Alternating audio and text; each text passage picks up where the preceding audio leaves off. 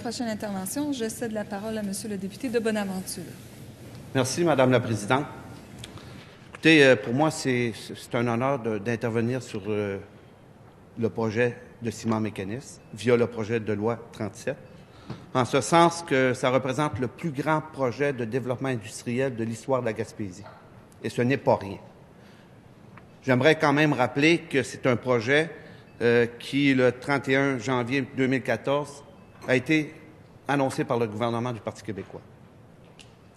C'est un projet qui va générer des investissements d'1,1 milliard de dollars, avec une participation importante du gouvernement du Québec, effectivement, mais qui répond à un principe de nationalisme économique aussi. Quand on dit qu'Investissement Québec prend 100 millions en capital action et qu'il y a un prêt de 250 millions avec intérêt, ça veut dire aussi qu'il va y avoir des revenus pour le gouvernement du Québec. La Caisse de dépôt aussi avec un 100 millions en capital action. Donc, c'est un projet important, c'est un projet historique, c'est un projet qui va rapporter.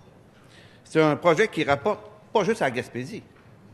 Parce que quand on parle de 2000 emplois pendant la construction, les 2000 emplois ne sont pas à Port-Daniel, Madame la Présidente. Il y a des centaines d'emplois qui sont partout au Québec dans des entreprises qui vont agir comme fournisseurs d'équipements pour le projet. Donc, ce n'est pas strictement un projet gaspésien, c'est un projet québécois. La Gaspésie, on le sait, vit des problématiques de toutes sortes. Puis ça, c'est un projet qui va permettre à une population d'améliorer ses conditions de vie, son espérance de vie. Et là, je vais faire un petit tour encore en sociologie. On a déjà expliqué que dans un environnement pauvre, on voit émerger toutes sortes de problématiques socio-sanitaires. Suicide, monoparentalité, décrochage scolaire, mortalité, augmentation, je dirais, des problèmes de santé de toutes sortes, de toxicomanie. Donc, ce sont des problématiques qui coûtent une fortune à l'État. Et quand on agit sur un environnement économique, on permet à une population d'avoir de l'espoir. Et quand on a de l'espoir, ça nous permet aussi de maîtriser notre vie. Donc, on dit souvent que l'espérance de vie est reliée directement à l'espérance en la vie, puis l'espérance en la vie est reliée à la prévisibilité, qui est associée à la capacité d'avoir un emploi ou un salaire qui nous donne la chance de se projeter dans l'avenir et de réaliser des rêves. Donc, projet très important, projet structurant,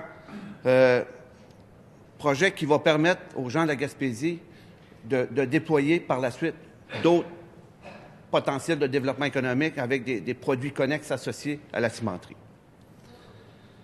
Il y a beaucoup de discours qui sont venus discréditer le projet de cimenterie. De par, je dirais, une volonté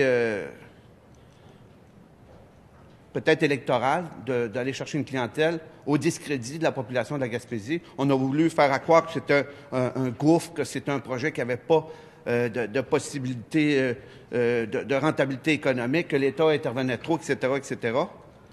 Mais à la lumière de ce que je vous dis, si on laisse mourir la Gaspésie, les coûts de santé vont être supérieurs aux investissements qui sont proposés par le gouvernement et qui, plus est, qui vont avoir des retombées, des retours importants en termes de redevances ou d'intérêts. Donc, moi, je ne referai pas l'historique du projet que le ministre vient de nous faire. Je pense qu'il a très bien exprimé, je dirais, les séquences de développement du projet. Je veux juste amener un discours des régions où nous, on en a assez d'entendre un discours misérabiliste sur notre région, sur les Gaspésiens. On a le projet de cimenterie, mais on a aussi l'éolien qui est diabolisé à l'extrême et où on dit à peu près n'importe quoi là-dessus, mais qui est une bouée économique importante pour les Gaspésiens, mais pour tout le Québec. Parce qu'on ne fait pas juste des éoliennes. On peut implanter en Gaspésie, avoir des centres technologiques de développement, mais c'est tout le Québec qui en profite. Donc, à un moment donné, là, il va falloir que ça arrête.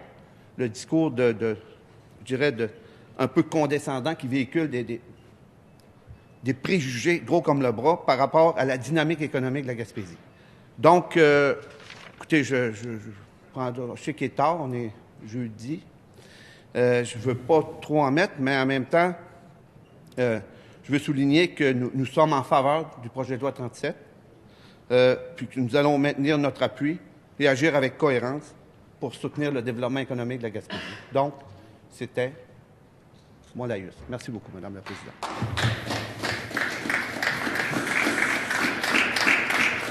Merci beaucoup, Monsieur le député de Bonaventure.